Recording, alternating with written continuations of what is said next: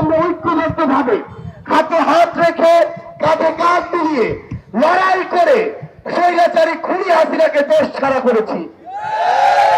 আমরা ঐক্যবদ্ধ ভাবে এদেশের ফ্যাসিস্ট বিরোধী সকল দলের, মতের, ধর্মের, বয়সের, শ্রেণীর মানুষ একসাথে লড়াই করেছি। তাই এটা আমাদের দায়বদ্ধতা। এই দেশের প্রত্যেকটি প্রান্তে, হোক কোন দ্বীপ, হোক কোন একটি দেশের সর্বশেষের জেলা, সেখানে গিয়ে সেই জেলার সাধারণ মানুষের কথা শোনা এবং সে অনুযায়ী আগামীর বাংলাদেশের কাজগুলো করা আমাদের সবচেয়ে বড় দায়িত্ব। সেই জায়গা থেকে আজকে যখন আমরা চিন্তা করছি, সেই অভ্যুত্থানে যে স্পিরিটকে সামনে রেখে আমরা রক্ত দিয়েছি, জীবন দিয়েছি, যে শব্দগুলো এখন আমরা ধারণ করি বাংলাদেশকে নিয়ে, যে শব্দগুলো দেখি, সেই শব্দগুলো একটি ঘোষণাপত্রে লিখিত আকারে থাকা প্রয়োজন। কিন্তু কোন কথাগুলো লিখিত আকারে এই ঘোষণাপত্রে থাকা প্রয়োজন, সেগুলো যেন কয়েকজনের কথা না হয়, সেগুলো যেন বাংলাদেশের প্রত্যেকটি জেলার, থানার প্রত্যেকটি শ্রেণীর মানুষের কথা হয়। সেই জায়গা থেকে আমরা এই দ্বীপ জেলা ভোলায় এসেছি। আমরা মনে করি ওই ঢাকা শহর থেকে দূরত্ব কখনো প্রায়োরিটি নির্ধারণ করতে পারে না। প্রায়োরিটি নির্ধারণ করবে কার কতটুকু ত্যাগ আছে। সেই ত্যাগে প্রথম সারির বাংলাদেশের একটি জেলা হচ্ছে বীরের জেলা এই ভোলা। আমরা আজকে ভোলায় রাজপথে হেঁটেছি।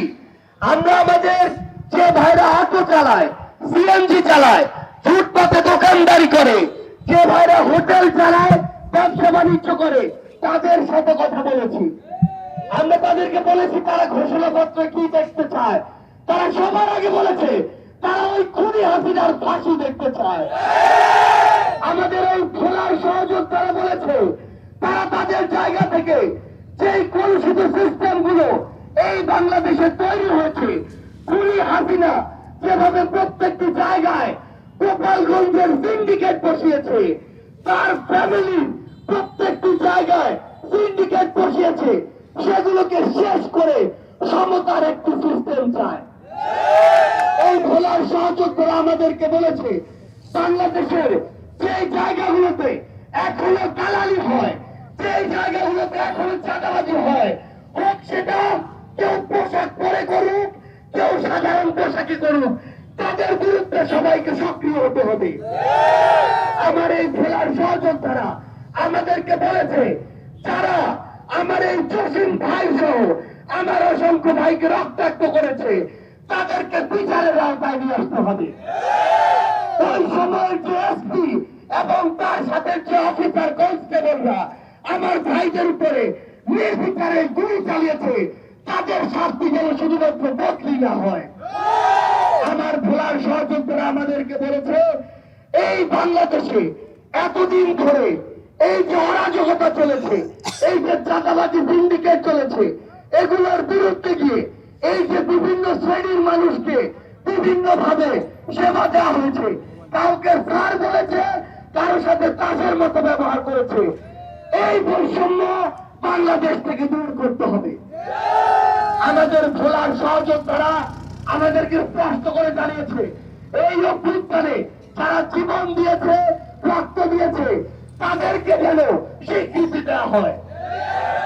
এই অভ্যুত্থানের পূর্বে বিগত 16 বছর ফ্যাসিস্ট বিরোধী অনেক দল তাদের জায়গা থেকে খুনি হাসিনা এবং আওয়ামী লীগের বিরুদ্ধে সংগ্রাম করেছে, কিন্তু তারা তাদের জায়গা থেকে যতটুকু ঐক্যবদ্ধ হওয়া দরকার ছিল ততটুকু হতে পারেনি বলে খুনি হাসিনা এই বাংলাদেশে একটি স্বৈরতন্ত্র প্রতিষ্ঠা করেছিল।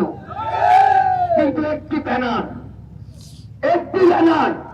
বৈষম্য বিরোধী ছাত্র আন্দোলন, এই একটি ব্যানারকে সামনে রেখে পুরো বাংলাদেশের ছাত্র জনতা ঐক্যবদ্ধ ভাবে এই বাংলাদেশ থেকে খুনি শেখ হাসিনাকে বিতাড়িত করে তার স্বামীর দেশে পাঠিয়ে দিয়েছে। তাহলে যেই ব্যানারকে সামনে রেখে এত বড় একটি অভ্যুত্থান হলো, সেই ব্যানারের নাম স্পষ্ট করে ওই ঘোষণাপত্রে যেন থাকে সেটা আমাদের এই ভোলার সহযোদ্ধারা আমাদেরকে দাবি জানিয়েছে। আমরা শুধু আমাদের জায়গা থেকে একটু কথাই বলি, যে কোনো যৌক্তিক দাবিতে ভোলার সহযোদ্ধারা এই অভ্যুত্থানে যেমন পুরো বাংলাদেশের সাথে কাঁধে কাঁধ রেখে লড়াইয়ে ঝাঁপিয়ে পড়েছে, এই ভোলাবাসীর যে কোনো যৌক্তিক দাবিতে পশ্চিমবঙ্গের ছাত্র আন্দোলন হোক, জাতীয় নাগরিক কমিটি হোক, আমরা সবাই ঐক্যবদ্ধ ভাবে এই ভোলাবাসীর প্রাণের দাবিগুলো ওই সরকার পর্যন্ত পৌঁছে দিব। যে ভোলায় গ্যাস উৎপাদন হয় সেই ভোলার মানুষ কেন গ্যাস পাবে না?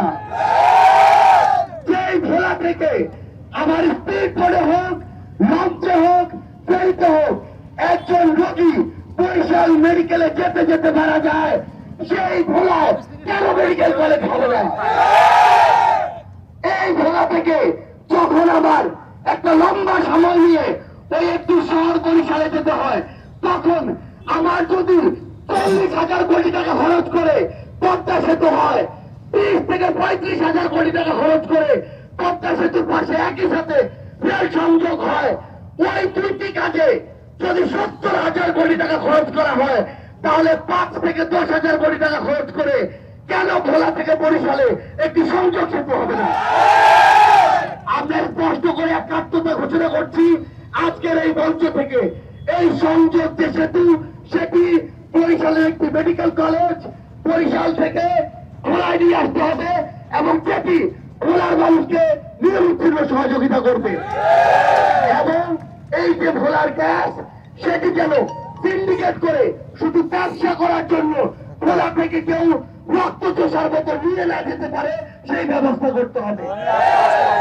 আমরা আপনাদেরকে এই মঞ্চ থেকে কথা দিয়ে যাচ্ছি, এই প্রত্যেকটি যৌক্তিক দাবি আপনারা আপনাদের জায়গা থেকে যৌক্তিক উপায়ে উপস্থাপন করবেন।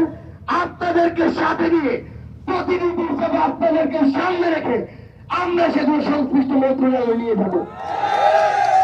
পরিশেষে শুধু আপনাদেরকে একটি কথা বলতে চাই, বাংলাদেশের ওই রাজধানী শহর থেকে ভোলা এক প্রান্ত হতে পারে, কিন্তু ভোলার মানুষ কতটা সাহস দিয়ে চলে, তাদের কলিজা কতটা বড়, তাই অভ্যুত্থানে দেখিয়ে দিয়েছে। তাদেরকে সে অনুযায়ী মূল্যায়ন করতে হবে।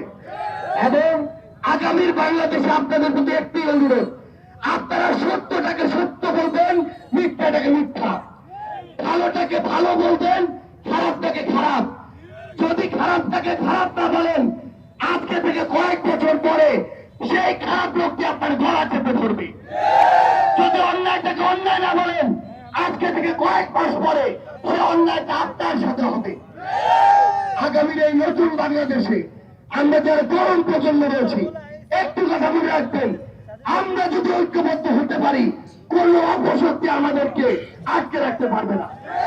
তাই আপনাদের প্রতি সংগ্রামী অনুরোধ, আগামীর এই বাংলাদেশে, আগামীর এই ভোলায় আপনারা আপনাদের জায়গা থেকে যে কোনো যৌক্তিক দাবিতে আপসীন মনোভাব দিয়ে রাজপথে থাকবেন, যৌক্তিক উপায়ে সকল দাবি উপস্থাপন করবেন। আপনাদের যে কোনো যৌক্তিক দাবিতে আমরা আপনাদের সাথে থাকবো। সে পর্যন্ত আপনাদের সাথে আবার আমাদের দেখা হবে, হয় লড়াইয়ের সংগ্রামে অথবা রাজপথের বিজয়। ইনকিলাব জিন্দাবাদ।